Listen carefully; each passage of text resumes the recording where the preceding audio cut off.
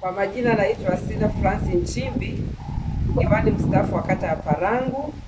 Nimehudumu muda wa miaka 5, lakini leo nakuja kuomba ridhaa tena ili niweze kusimamia maendeleo ya kata ya Parangu.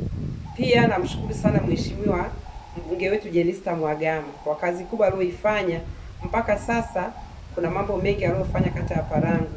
Tuna kitengo cha afya, maji, umeme, vyote hivyo tumevitekeleza. Lakini pia hata hii ofisi tuliposimama ameweza kuikarabati na imekuwa nzuri kweli kweli. Lakini pia niweze kumshukuru Mheshimiwa Rais wa Jamhuri ya Muungano wa Tanzania kwa kazi kubwa aliyoifanya kutuletea maendeleo, na leo tunayaona hapa na niweze kusimamia ipasavyo. Niseme asante sana. Lakini pia niweze kumshukuru Mheshimiwa Rais kwa kumteua makamu mwenza John Emmanuel Nchimbi kuwa makamu wa rais. Niseme namshukuru sana, tumepata tunu sana katika mkoa wa Ruvuma.